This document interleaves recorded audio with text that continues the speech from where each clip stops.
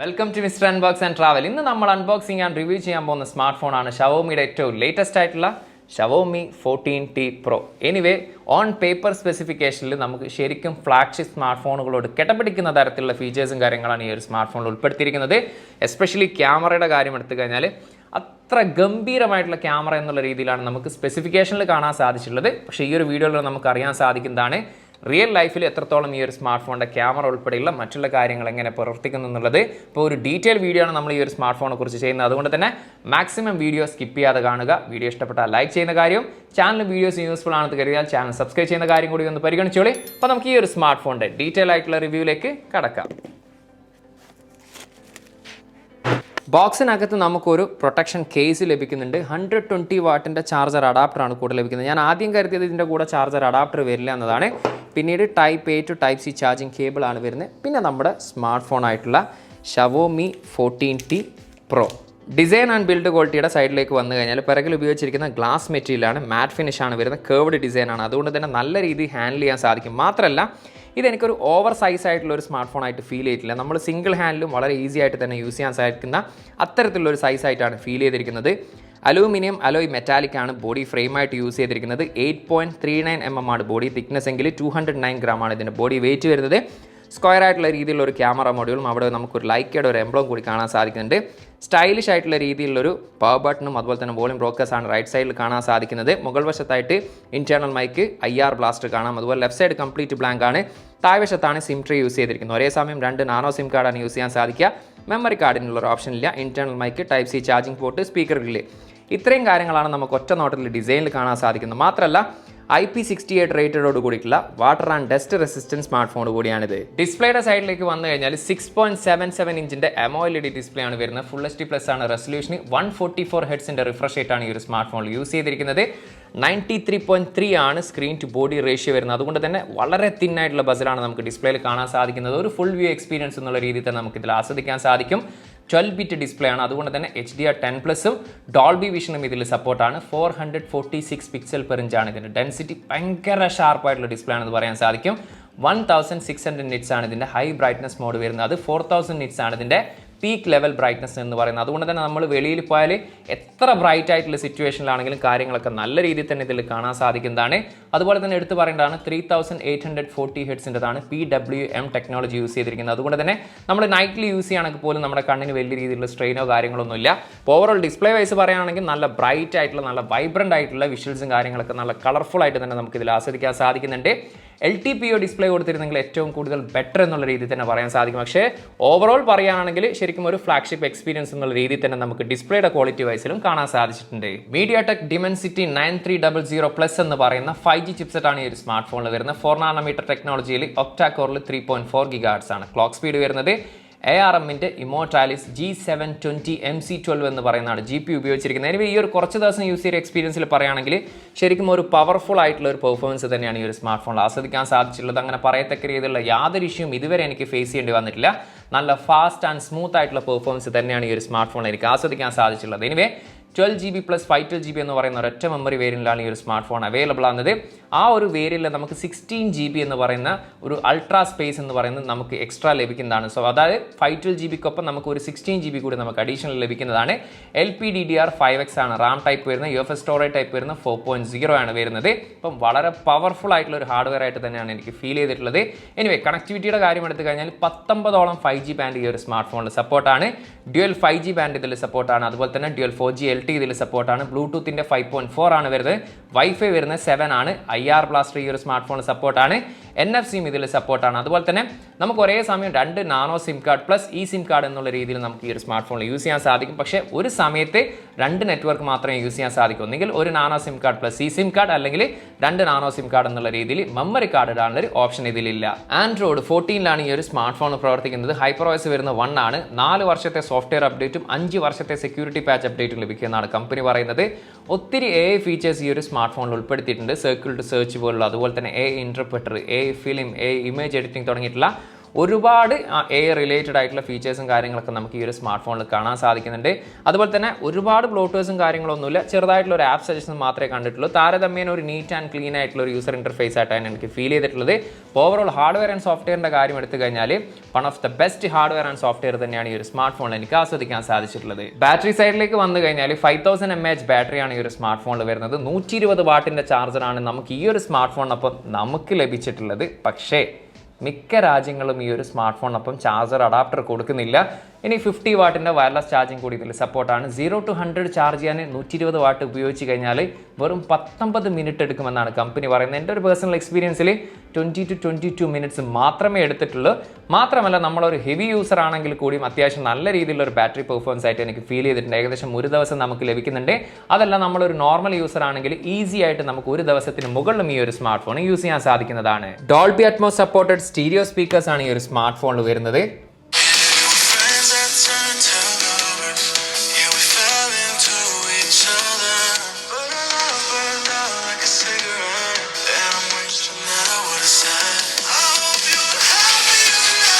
Stereo speakers ആയതുകൊണ്ട് തന്നെ അത്യാവശ്യം നല്ല ലൗഡിയാണ്. അതുപോലെ തന്നെ നല്ല ക്രിസ്റ്റൽ ക്ലിയർ സൗണ്ട് ഔട്ട്പുട്ട് ക്വാളിറ്റിയാണ് കേൾക്കാൻ സാധിച്ചത്. ഇൻ ഡിസ്പ്ലേ ഫിംഗർ പ്രിന്റ് സ്കാനറാണ് വരുന്നത്. ഒപ്റ്റിക്കലാണ് സെൻസർ യൂസ് ചെയ്തിരിക്കുന്നത്. വളരെ ഫാസ്റ്റ് ആയിട്ടും ആക്യുറേറ്റ് ആയിട്ടും നമുക്ക് ഫിംഗർ ലോക്ക് വർക്ക് ചെയ്യുന്നത് കാണാൻ സാധിക്കുന്നുണ്ട്.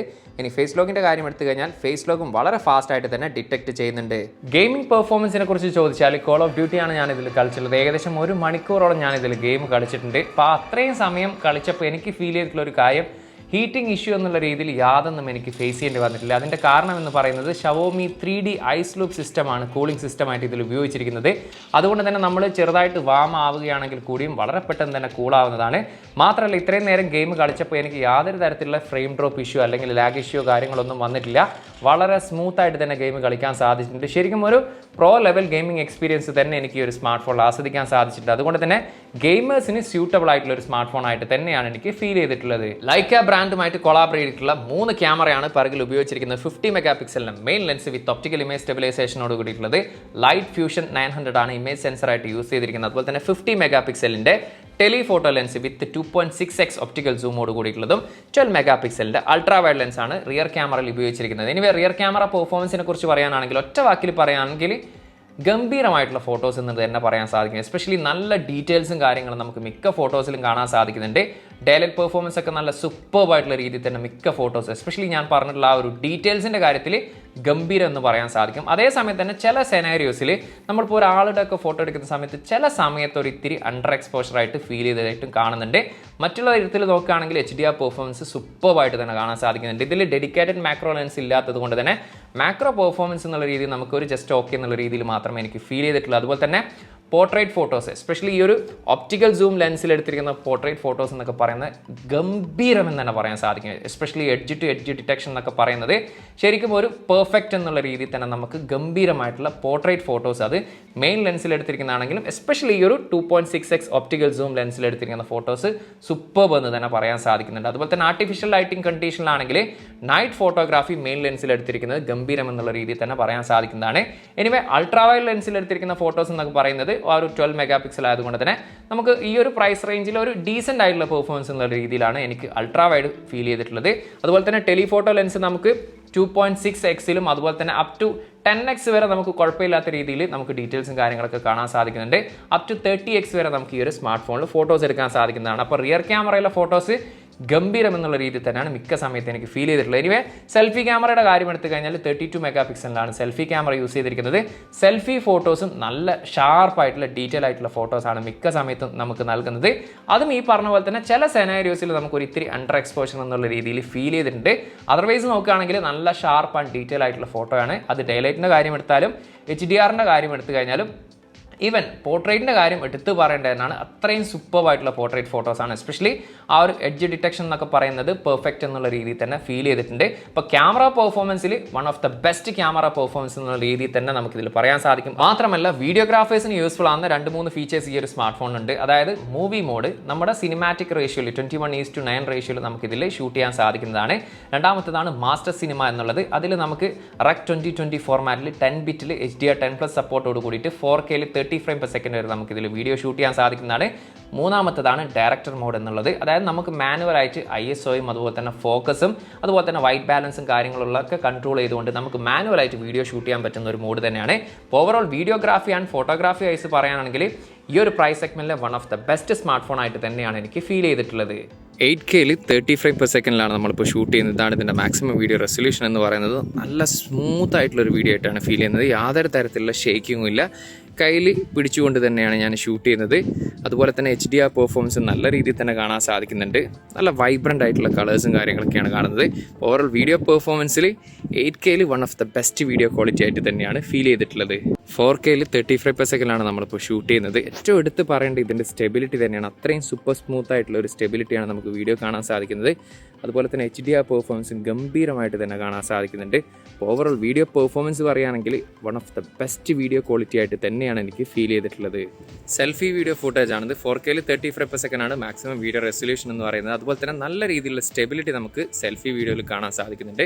അതുപോലെ തന്നെ HDR പെർഫോമൻസും നല്ല രീതിയിൽ തന്നെ കാണാൻ സാധിക്കുന്നുണ്ട്. നല്ല ഡീറ്റെയിൽസ് നമുക്ക് ഫേസിലും കാര്യങ്ങളൊക്കെ കാണാൻ സാധിക്കുന്നുണ്ട്. അപ്പോൾ ഓവറോൾ സെൽഫി വീഡിയോയുടെ കാര്യത്തിലും one of the best video quality ആയിട്ട് തന്നെയാണ് എനിക്ക് ഫീൽ ചെയ്തിട്ടുള്ളത്. ഈ ഒരു സ്മാർട്ട് ഫോണിന്റെ പ്രൈസ് ഇവിടെ ഖത്തറിൽ വരുന്നത് 12GB പ്ലസ് 512GBക്ക് 2449 ഖത്തറിയാൽ, ഏകദേശം ഇന്ത്യയുടെ 56,000 രൂപയാണ് ഇതിന് പ്രൈസ് വരുന്നത്. 56,000 ഒഫീഷ്യൽ പ്രൈസ് ആണ്.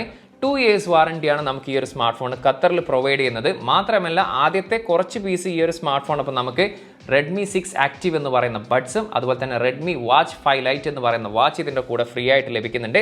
എനിവേ ഓവറോൾ ഈ ഒരു സ്മാർട്ട് ഫോണിനെ കുറിച്ച് പറയാനാണെങ്കിൽ ഞാൻ ഒരു സാറ്റിസ്ഫൈഡ് എന്നുള്ള രീതിയിൽ തന്നെയാണ് പെർഫോമൻസ് എനിക്ക് ഫീൽ ചെയ്തിട്ടുള്ളത്. എസ്പെഷ്യലി ഡിസ്പ്ലേ ക്വാളിറ്റിയുടെ കാര്യം എടുത്തു കഴിഞ്ഞാലും ക്യാമറ ക്വാളിറ്റി ഗംഭീരമെന്ന് തന്നെ പറയാൻ സാധിക്കും. അതുപോലെ തന്നെ വയർലെസ് ചാർജിങ് ഉൾപ്പെടുത്തിയത് 120 വാട്ടിൻ്റെ ചാർജർ അഡാപ്റ്റർ ഇതിൻ്റെ കൂടെ കൊടുത്തതും അതുപോലെ ഒട്ടുമിക്ക ഫംഗ്ഷൻ എടുത്തു കഴിഞ്ഞാലും ഒരു സൂപ്പർബായിട്ടുള്ള പെർഫോമൻസ് എന്നുള്ള രീതിയിലാണ് ഈ ഒരു സമയം വരെ എനിക്ക് ഫീൽ ചെയ്തിട്ടുള്ളത്. അതുകൊണ്ട് തന്നെ നിങ്ങളുടെ ബഡ്ജറ്റ് ഈ ഒരു പ്രൈസ് ആണെങ്കിലും അതുപോലെ തന്നെ one of the best camera performance ഉള്ള ഒരു സ്മാർട്ട് ഫോൺ ആണ് തേടുന്നതെങ്കിൽ തീർച്ചയായിട്ടും പരിഗണിക്കാൻ പറ്റുന്ന ഒരു സ്മാർട്ട് ഫോൺ തന്നെയാണിത്. അപ്പോൾ എന്നും പറയാറുള്ള പോലെ തന്നെ വീഡിയോ ഇഷ്ടപ്പെട്ടാൽ ലൈക്ക് ചെയ്യുന്ന കാര്യം ഒന്ന് പരിഗണിക്കുക. അതുപോലെ തന്നെ ഈ ഒരു സ്മാർട്ട് ഫോണിനെ കുറിച്ച് നിങ്ങൾക്ക് എന്താണോ തോന്നിയിട്ടുള്ളത് ആ ഒരു കാര്യം ദയവ് ചെയ്തൊന്ന് കമൻറ്റ് ചെയ്യുക.